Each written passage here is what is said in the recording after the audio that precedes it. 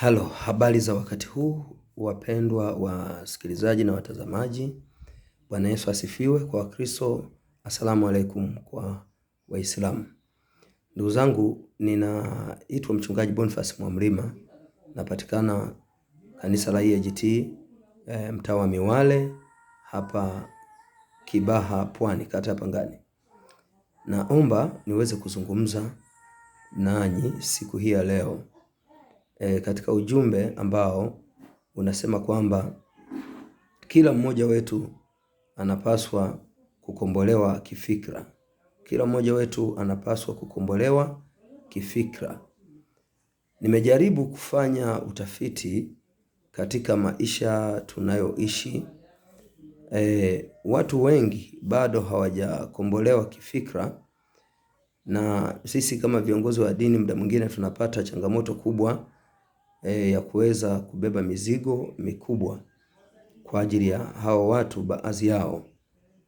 Na hii niseme tu kwamba kwa bara la Afrika na baadhi ya nchi zingine katika mabara mengine, binadamu ambao tunaishi kwa muda huu wa sasa, bado watu wengi wamefungwa na fikra kwa sababu ya kutawaliwa bado na ukoloni.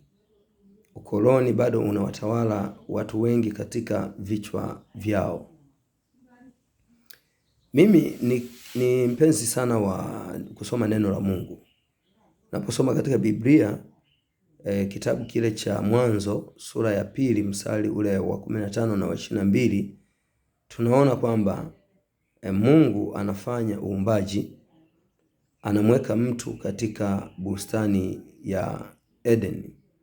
Anamweka katika bustani ya Eden, anampa jukumu la kuilima na kuitunza.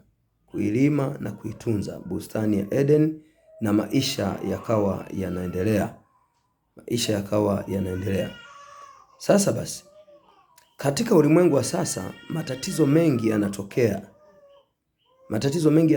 Watu wanauana, watu wanapeana sumu, wanapigana risasi, vita vinaendelea siku hadi siku kwa sababu tu hawajakombolewa katika fikra zao.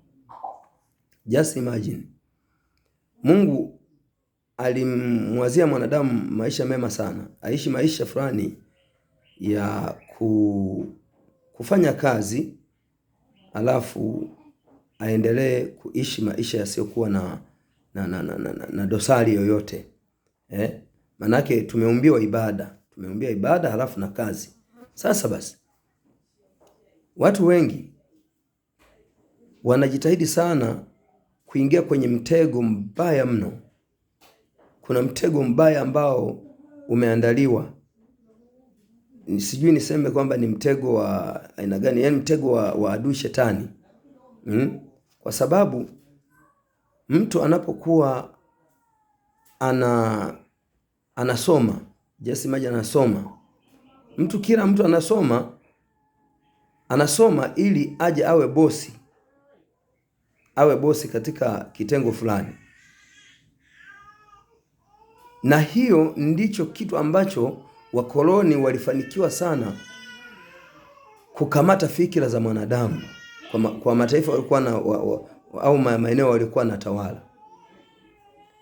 Kila mtu anasoma ili aje kuwa bosi. Haya, mwingine anafanya biashara, na kwenye biashara huko kuna mtego. Ukiwa ni mfanya biashara halafu haulimi, ni mfanya biashara hauinvesti kwenye kilimo, wewe sahau kabisa kwamba utakuwa na maisha nafuu. Utaisha tu kuumia, mara siku ya siku unaweza kufa na vidonda vya tumbo. Haya, wewe unasoma, unapata elimu ya juu, haudiri na fani yoyote, ile.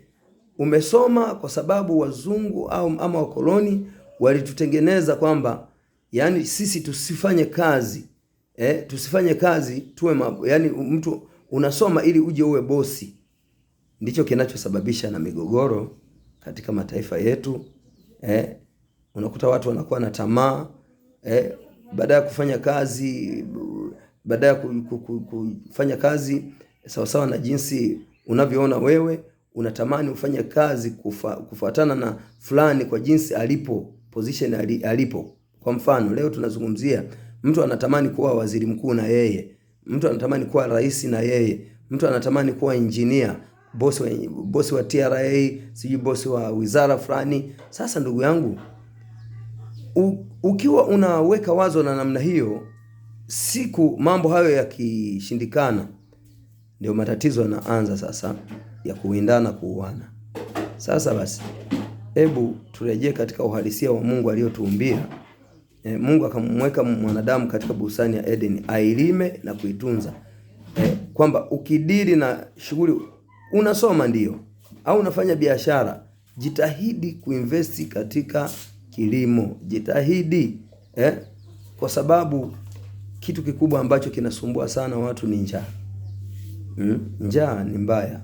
Njaa inasababisha watu wafanye maamuzi ambayo ni tofauti. Usitarajie kwamba yani uishi kibosibosi,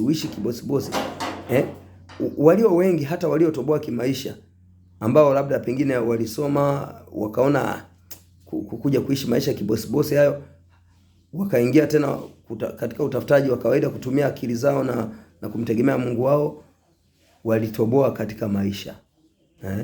Wametoboa katika maisha. Siku zote jaribu sana kutumia uwezo wako, uwezo wa fikra yako mwenyewe, kujikomboa wewe mwenyewe kifikra. Kuna watu wanafanya kazi, unakuta mtu anafanya kazi ya kuchafuka vibaya mno, akiwa kazini unaweza kusema ni kichaa, lakini huyo mtu ndiye anayeishi maisha mazuri kuliko huyo anayetegemea kwamba akawe boss ofisini. Mungu wa mbinguni awabariki sana.